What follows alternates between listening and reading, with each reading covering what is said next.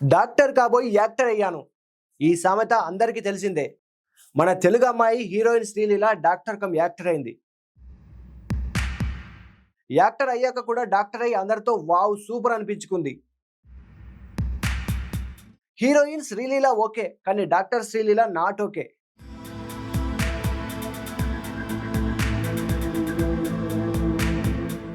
Doctor actor కావచ్చు, కానీ actor doctor అవ్వచ్చా? ఇదే డౌట్ మీకు వచ్చిందా? అయితే ఖచ్చితంగా కమెంట్ చేయండి. Hi viewers, welcome to 3D network. This is Mahesh. ఎప్పుడు షూటింగ్స్తో బిజీగా ఉండే హీరోయిన్ శ్రీలీల కఠినమైన మెడికల్ కోర్సును ఎలా పూర్తి చేసింది? ఆ అటెండెన్స్ వివాదం ఏంటి?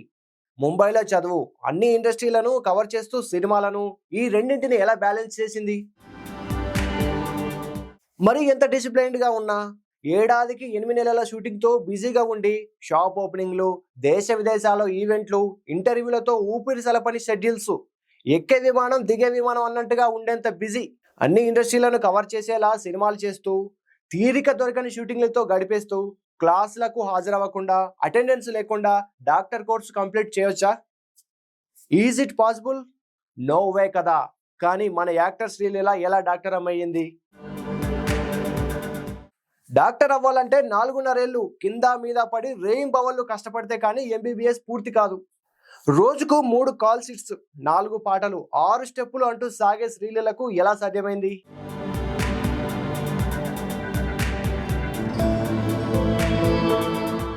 శ్రీలీల 2020లో ముంబైలోని DY పాటిల్ కాలేజ్లో MBBSలో చేరింది. అంటే కరోనా టైం.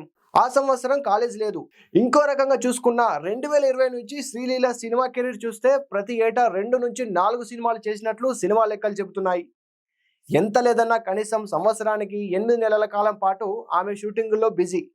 మరోవైపు షోరూమ్ ఇనాగ్రేషన్స్, రిబ్బన్ కటింగ్లు, విదేశాల్లో ఈవెంట్స్ వగైరాలు ఉండనే ఉన్నాయి. బెంగళూరు, హైదరాబాద్లో ఉండే శ్రీలీల, షూటింగ్ ఉన్నప్పుడు లొకేషన్స్లో ఉండే శ్రీలీల ముంబైలో కాలేజ్కు ఎప్పుడు వెళ్ళినట్లు?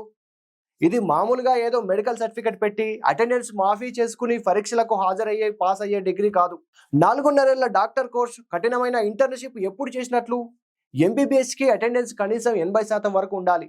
75% అయితే పక్కా మెయింటైన్ చేయాలి. Clinical postings, practicals, main exams ఇవన్నీ తప్పనిసరి. మరి ఇంత బిజీగా ఉండే ఒక స్టార్ హీరోయిన్కి MBBS కోర్సు కంప్లీట్ చేయడం ఎలా పాసిబుల్ అయ్యింది అనే సందేహం చాలా మందిలో ఉంది. కొందరు ఇది అసాధ్యం అంటుంటే, మరికొందరు డిసిప్లిన్తో సాధ్యం అంటున్నారు.